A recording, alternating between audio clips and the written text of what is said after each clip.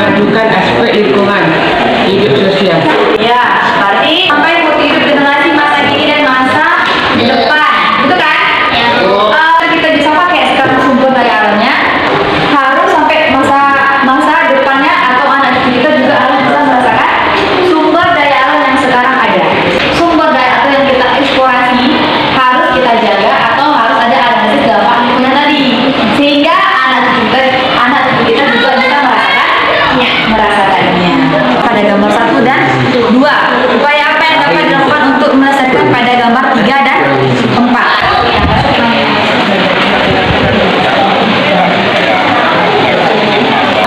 Pemanfaatan sumber daya alam. Nih, gambar ini pertama apa nih? Sumber daya alam memang sudah ada penamanya ini. Kalau ini apa? Kalau ini apa? Ya ini. Oh, nah, memang sini terus. Kalau bisa di sini, perikanan dan pariwisata. Ini tambah dia perikanan.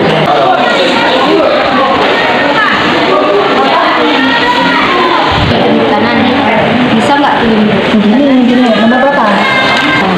Perikanan berarti untuk menjaga lingkungan dan tumbuhan. Kita harus tempat lingkungan dari perikanan. Ya boleh, ataupun hutannya apa? Habitat untuk hidup bersifat dan manfaatnya itu.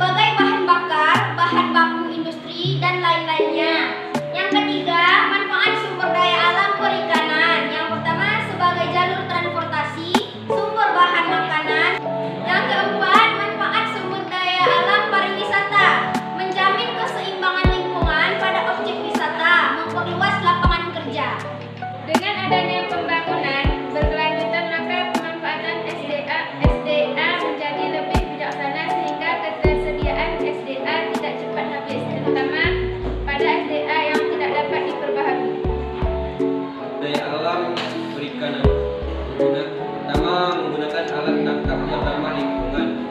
2. Menghindari overfishing. 4. 3. Memperhatikan kondisi lautan. 4. Memahami edukasi terkait penangkapan ikan.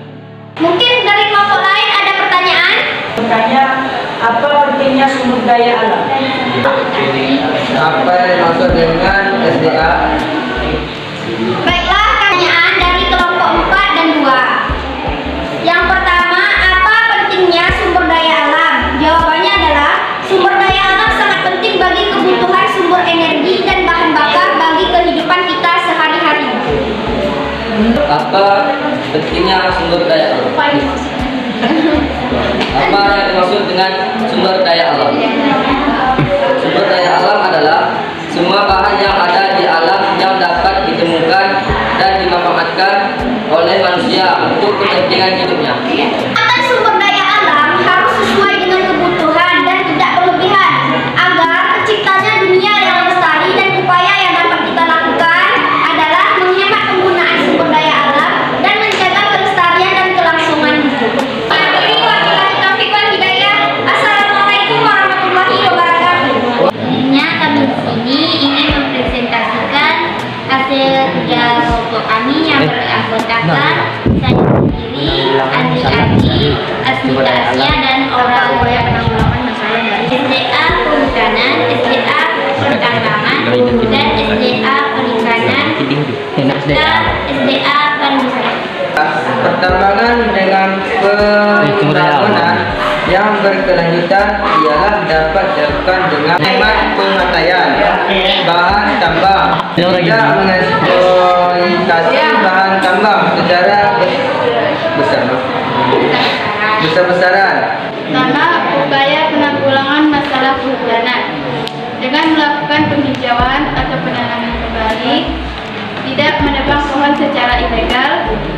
kebakaran hutan dan memberikan penyuluhan larangan dan pemberian sanksi terhadap kerusakan hutan. Kelompok 1 ingin bertanya, apa upaya penanggulangan masalah dari SDA Perikanan? Menjawab pertanyaan dari kelompok 1.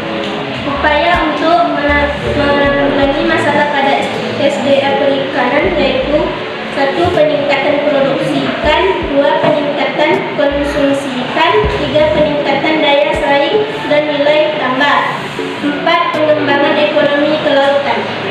Jadi kesimpulannya adalah kita bisa memakai ataupun memanfaatkan SDA, tetapi kita juga harus menjaga SDA kita. Assalamualaikum warahmatullahi wabarakatuh. Kami dari kelompok Sikan hasil kerja kelompok kami yang beranggotakan saya sendiri, Revi Mariska, Syahriyadi, dan Aftari Nuri. Dengan sistem tebang, pilih, dan penghijauan kembali, yaitu dengan memilah tebang dan kemudian menanam kembali, sehingga sumber daya hutan masih dapat dinikmati oleh generasi yang akan datang. Penghematan dalam pemakaian sumber daya alam bertambangan, melakukan ekspor barang tambang dalam barang setengah jadi atau barang jadi, menggunakan bahan pengganti tambang yang ramah lingkungan. 1 ingin bertanya, mengapa batu bara hampir punah? Ingin bertanya, apa dampak jika hutan tidak dikelola dengan baik? Terbentuk dari fosil dan merupakan SDA yang tidak dapat diperbarui. Kerusakan hutan yang terjadi akan membawa akibat terjadinya banjir, oksigen menurun. Baiklah, kami akhiri. Wabillahi taufiq wal hidayah. Wassalamualaikum warahmatullahi wabarakatuh. Kami dari kelompok 4 ingin mempresentasikan hasil kerja kami yang beranggotakan saya sendiri, Galina Fonsuniarto, Syahimat, dan Rita Kamaludin. Membatasi jumlah hasil tangkapan. 2. Mengatur waktu tangkap ikan. 3. Melakukan pengaturan ukuran hasil tangkap. 4. Menerapkan sistem zonasi.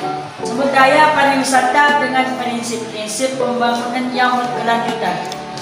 1. Partisipasi. 2. Keikutsertaan para pelaku. 3. Kepemilikan lokal. 4. Penggunaan sumber daya berkelanjutan. Baiklah, apakah ada pertanyaan dari kelompok lain? Jenis sampah apakah yang tidak boleh dibuang ke laut?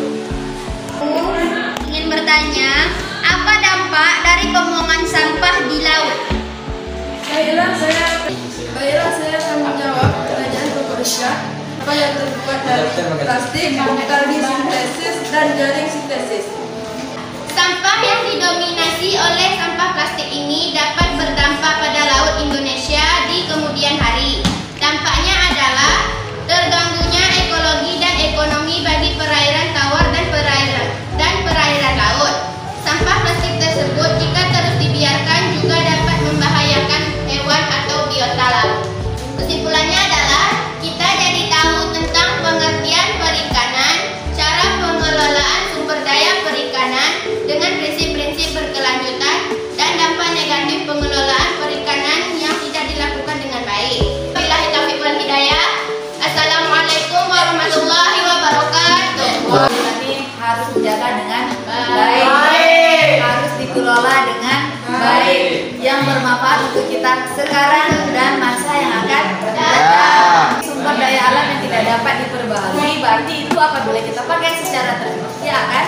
Habis itu, jika seandainya kalian masih bisa menjangkau ke sekolah itu dengan menggunakan sepeda atau jalan kaki, itu lebih berguna dibandingkan naik sepeda motor. Kenapa? Karena bahan bakar dari sepeda motor tadi kita pakainya dari sumber daya alam yang tidak dapat diperbaharui. Misalnya itu menggunakan pemanfaatan sumber daya alam berkelanjutan. Kan itu dia salah satu caranya. Pertanyaan? Enggak.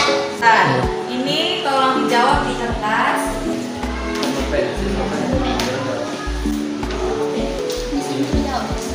Tulis nama. Kelompok Nama.